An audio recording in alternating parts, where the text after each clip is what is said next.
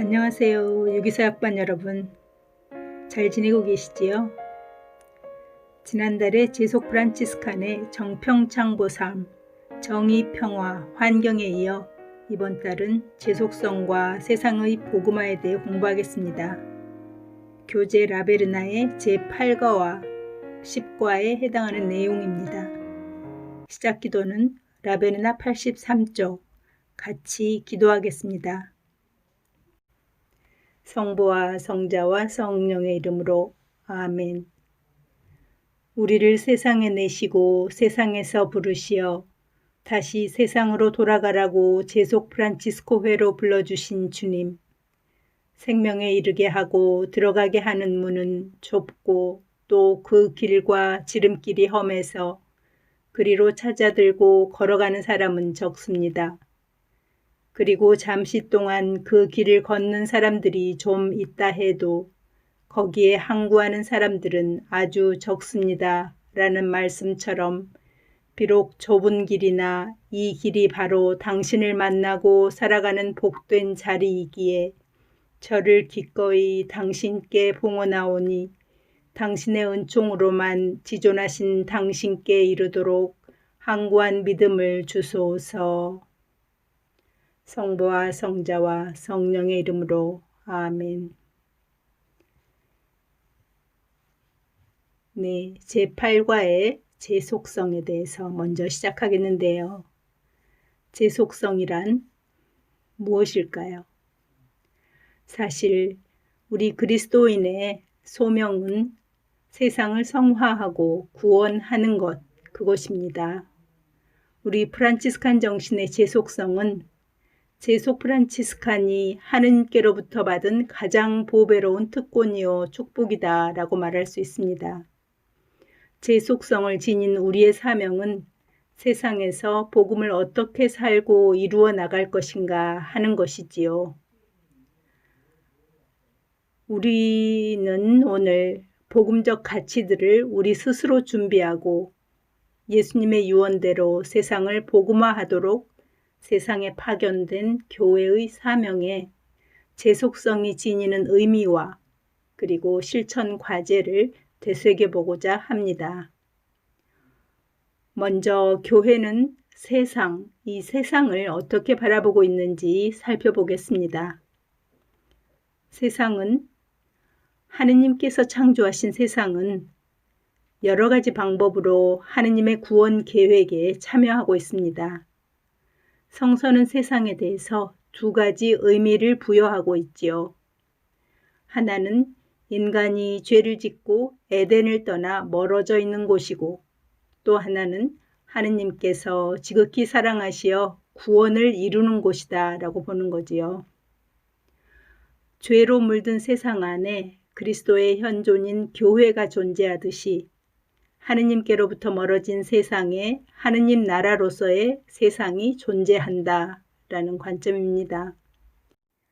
일반적으로 세속이라는 의미는 영원한 생명과는 관계없이 반교회적인 것으로 오직 인간만이 세상의 주체가 되어서 세상을 변화시킬 수 있다는 모든 사상을 지칭하고 있습니다. 제속성은 하느님께 대한 믿음 안에서 인간의 가치를 존중하고 받아들이는 것이지요. 성화성소로 불림받은 인간이 그분의 거룩함에 참여하고 응답하는 특성을 지니며 이 세상의 모든 사회, 문화, 그리고 과학의 발전 등을 하느님의 구원 계획 안에서 가치 있는 것으로 이해하고 받아들입니다.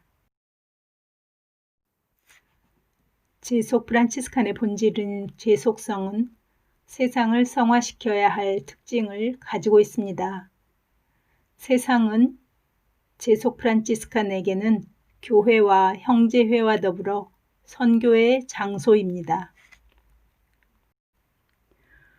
우리는 가이사르의 것과 하느님의 것은 분명히 구별해야 하지만 그것을 분리시켜서는 안 됩니다.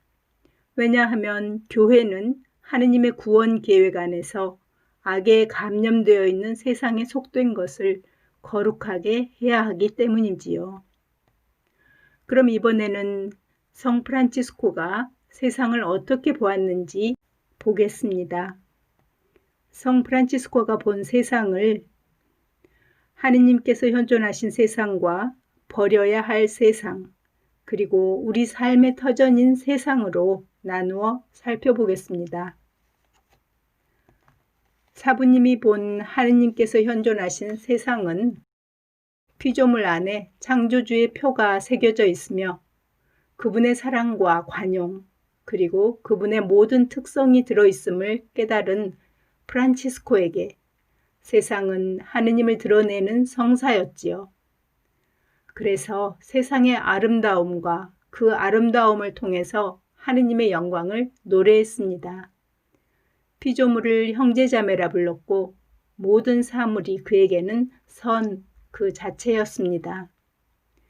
그리고 버려야 할 세상은 어떤 세상일까요? 프란치스코는 버려야 할 세상으로 육의 정신, 세속의 정신이라 표현했던 그런 세속적인 가치관과 죄악을 경계하였습니다. 제2차 바티칸 공의회, 그러니까 1962년에서 65년 사이에 열렸지요. 그 공의회 이전에는 세상을 주로 부정적으로 인식했습니다. 그리스도의 완덕을 이루기 위해서는 그래서 먼저 이 세상을 포기해야 한다고 했지요.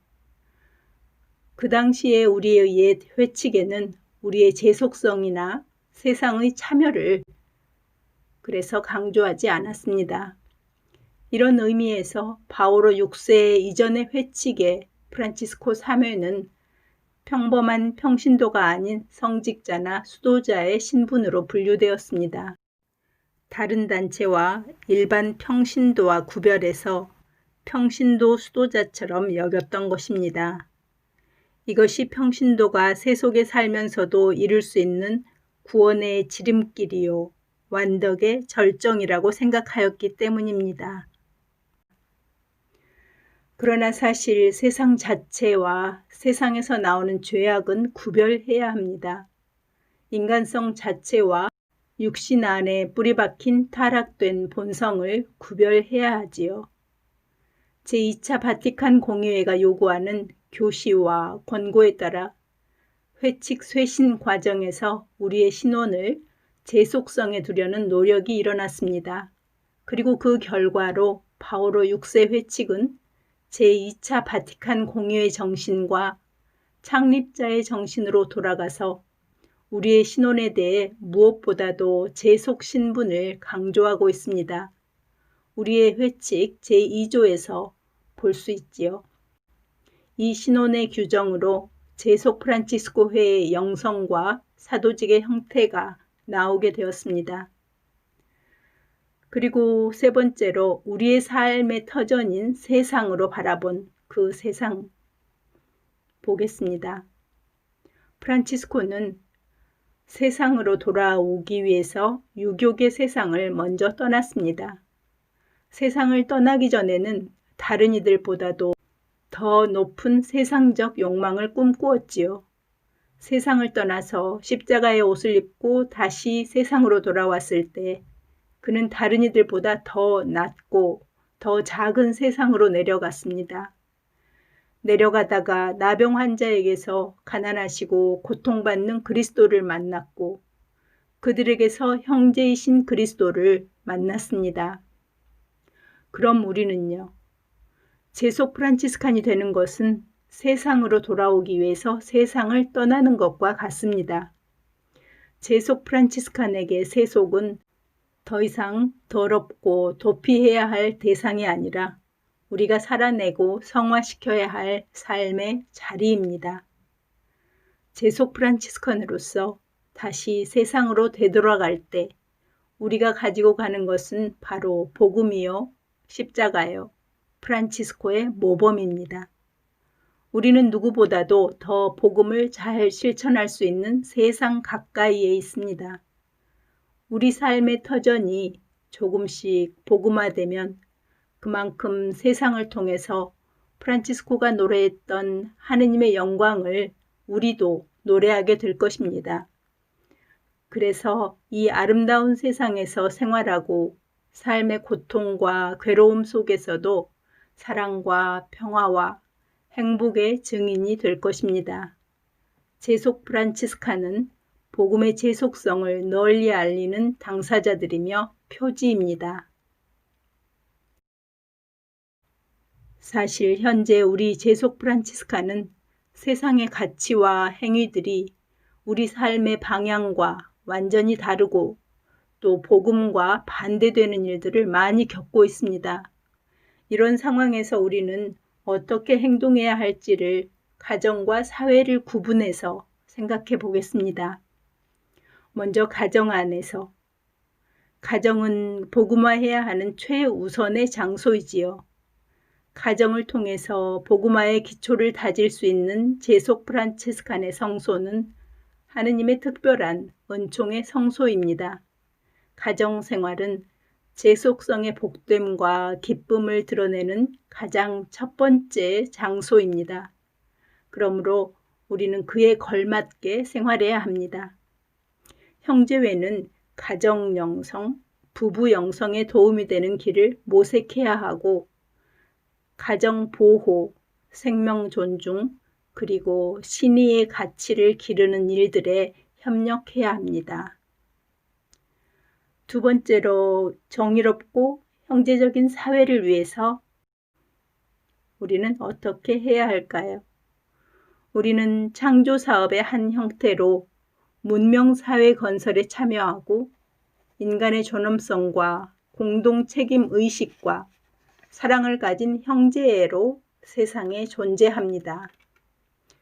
우리는 세속에서 하느님 나라를 건설함으로 교회와 사회 양쪽에서 자신의 직업과 일에 힘써야 하고 시민으로서 책임을 다해야 합니다. 또 정의로운 일과 질서를 위해서 구체적인 선택을 하고 인간의 존엄성이 상처를 입을 때는 분명한 태도를 취하고 또 불의에 의한 희생자가 생기지 않도록 최선을 다해야 합니다. 이제 우리는 제속 프란치스칸의 사도직에 대해서 살펴보겠습니다. 프란치스코가 어떤 특정한 사도직을 행하지 않았듯이 우리도 특정한 사도직에 치중하지는 않습니다.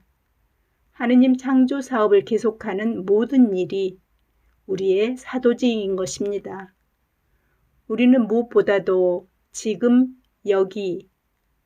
여기서라는 자세로 살아가야 합니다. 현재 내가 만나고 내게 주어지는 일이 최우선적 사도직입니다. 그 안에서 하느님의 뜻을 발견해 나가는 것입니다. 하느님의 선을 드러내는 긍정적인 세상의 가치들을 더욱 거룩하게 하는 일은 바로 우리가 일궈야 할 소명입니다.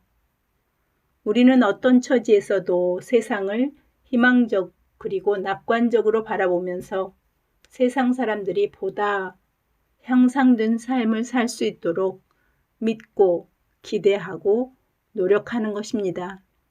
무엇보다도 우리는 프란치스칸 카리스마의 특성인 기쁨, 자유, 그리고 솔직함을 살면서 세상이 가치 있음을 보여주어야 합니다. 이제 우리는 10과에서 다루고 있는 세상의 복음화에 대해서 살펴보겠습니다. 교회의 사명이 기본적으로 세상에 복음을 선포하는 것임을 우리는 잘 알고 있습니다.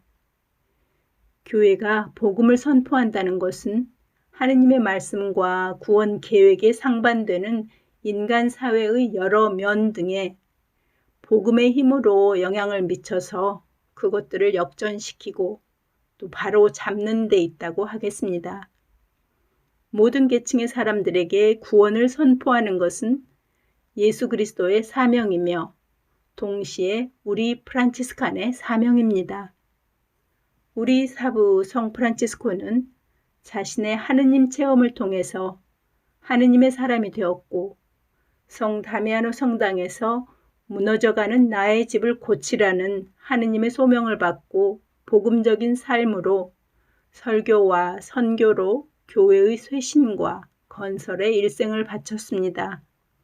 우리는 성 프란치스코의 제자로서 프란치스칸의 공동 소명에 어떻게 응답할 것인가?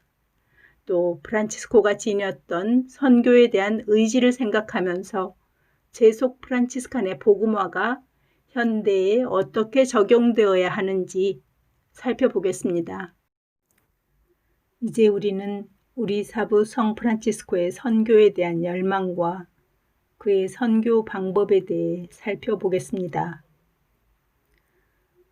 프란치스코는 처음에는 은둔자로 살 생각이었지만 그리스도의 뜻이 사부님이 세상에 나가 설교하고 다른 이들을 구원하는 것임을 듣게 되자 즉시 설교하러 나갔습니다.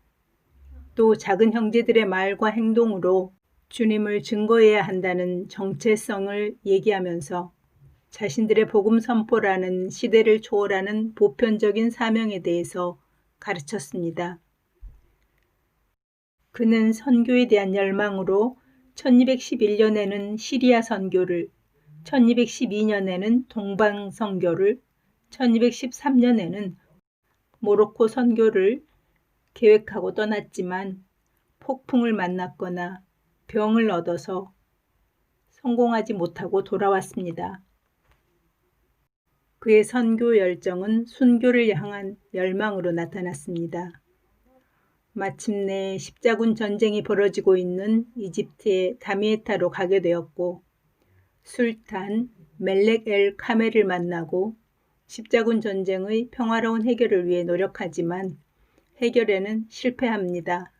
그럼에도 성 프란치스코와 그들은 우호적인 관계를 맺게 되었고 1220년에는 술탄의 허락으로 시리아 선교 활동을 벌이기도 했습니다.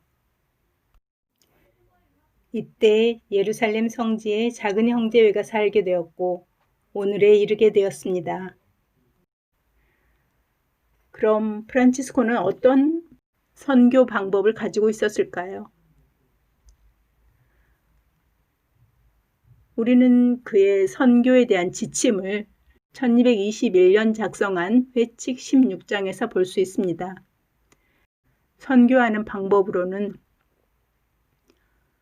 비신자들 가운데서 두 가지 방법으로 영적으로 지내기라고 표현되었습니다. 첫째는 사람들 가운데서 생활하면서 하느님 때문에 모든 피조물에 순종하는 것, 즉 말다툼이나 싸움을 하지 않고 하느님 때문에 모두에게 복종하고 자기들이 그리스도인이라고 고백하는 일. 그렇습니다. 복음적인 사람은 논쟁을 벌이거나 오류에 대해 설득하려고 하지 않고 오히려 인간 안에 있는 하느님의 선에 접근하게 됩니다. 그리고 그들 안에서 살면서 행실과 말로써 그리스도인임을 고백하는 것입니다. 이처럼 프란치스칸 선교의 첫 번째 소명은 모든 인간을 사랑하라는 보편적 기준이어야 합니다. 그리고 두 번째는 하느님 마음에 드는 일이라고 생각할 때 성부, 성자, 성령을 믿고 세례를 받아서 그리스도인이 되도록 하느님의 말씀을 전하는 일이라고 프란치스코는 제시합니다. 프란치스칸 선교의 방법은 자신의 행동과 말입니다. 프란치스코는 1회칙에서 선교적 소명이 거룩한 순종과 순교를 위한 소명에 있음을 보여줍니다. 거룩한 순종의 정신으로 모든 일은 하느님 때문에 혹은 정의를 위해서 해야 합니다. 프란치스카는 다른 모든 이들보다 더 작아야 하고 따라서 가장 낮은 자리를 취할 준비를 갖춰야 함을 말합니다. 또 순교의 정신으로 모든 형제들은 어디에 있든지 주 예수 그리스도께 자신을 봉헌했고 자신의 몸을 내맡겼다는 것을 기억할 것입니다. 또한 그분의 사랑 때문에 볼 수 있거나 볼 수 없는 원수들에게도 자기 자신을 내놓아야 합니다. 마지막으로 선교 생활의 위험에도 불구하고 기쁨과 평온은 의무적이기까지 합니다. 프란치스카는 위험에 처해 있는 선교 상황에서 기쁨과 평온을 드러내야 합니다. 하느님 때문에 자기 비하와 포기, 고통의 수용이 가능한 것입니다. 이와 같은 프란치스코의 선교 방법은 제2차 바티칸 공의회의 교회의 선교 활동에 관한 교령에서 제시한 그 가르침과 비슷합니다. 위 내용을 다시 살펴보면 프란치스코의 선교의 열정은 사람들에게 순종하고 주님께 맡겨진 몸이기 때문에 순교를 각오하고 그럼에도 불구하고 기쁨과 평온을 유지해야 한다는 말로 요약할 수 있습니다. 이는 복음을 누구에게 전파해야 하는가 하는 문제가 아닙니다. 복음을 어떤 방법과 마음으로 전파해야 하는가에 대한 가르침입니다. 선교는 그리스도의 지상 명령이며 유언입니다. 가서 무너져가는 나의 집을 고쳐라는 소명은 프란치스칸 선교가 복음 전파와 교회의 쇄신이라는 두 바퀴를 같이 굴려 나가야 함을 의미하고 있습니다. 이제 여기서는 세상의 복음화를 위해서 우리가 교회 공동체 안에서 그리고 형제회 안에서 무엇을 할 수 있을지를 살펴보겠습니다. 먼저 세상의 복음화를 위해서 교회 공동체 안에서는 무엇을 할 수 있을까요? 회칙과 회원 17조에서 제시하는 대로 교회의 여러 직무에 능동적이며 성실하게 참여하는 것이 우리가 먼저 해야 할 선교입니다. 제속 프란치스칸의 사도직 방향이고 또 세상의 복음화를 위한 사명은 교회와 세상 안에서 시대적 변화와 요구에 따라서 능동적인 삶으로 봉사하는 것입니다. 형제회의 선교 담당은 교구의 방침을 수용해서 프란치스칸 정신으로 선교 계획을 세우고 형제들에게 알려서 동참하게 해야 합니다. 선교 계획의 방향을 두 가지로 볼 수 있는데요. 좁은 의미의 직접 선교와 넓은 의미의 간접 선교로 나누어 생각할 수 있습니다. 직접 선교 활동은 우리가 여러 면에서의 본당 봉사직을 들 수 있겠고 선교사로서의 삶을 생각할 수 있습니다. 그리고 간접 선교 활동이라고 하면 비복음적인 문화 속에서 복음적 생명 문화를 일구어 가는데 기여하는 것이라고 하겠습니다. 프란치스칸 영성은 프란치스코가 무엇을 했느냐에 집중하는 것이 아니라 지금 우리가 무엇을 해야 할 것인가를 생각하고 실천하는 방법을 생각하기를 요구하고 있습니다. 복음적 생명 문화에 동참하는 방법은 여러 가지가 있습니다. 복지시설 등의 다양한 사업의 자원봉사자로 참여하는 것이지요. 또는 비인격적인 대우를 받는 외국인 근로자 방문이나 선교 후원의 동참 등을 들 수도 있겠습니다. 두 번째로 세상의 복음화를 위하여 형제회 안에서는 무엇을 할 수 있을까요? 형제회는 선교를 위한 물적 지원과 회원 중에 선교를 위해서 투신할 수 있는 이들을 찾아서 적극 협조하는 것입니다. 그리고 형제회는 내적으로는 형제애와 자금의 덕으로 사랑 넘치는 공동체를 이루어야 하고 외적으로는 복음 전파를 위한 투자를 준비해야 합니다. 또 사도직에 대한 회원의 인식을 새롭게 해야만 합니다. 그리고 세상의 복음화를 위해서 어떤 일을 추진할 때 일회성이 아니라 일관성을 가지고 꾸준히 진행해야 합니다. 우리 제속 프란치스칸들은 공동체적 소명을 받았습니다. 형제회로 불림받은 우리는 자신이 속한 공동체 안에서 어떻게 이러한 소명을 실천해야 할 것인지 생각해야 합니다.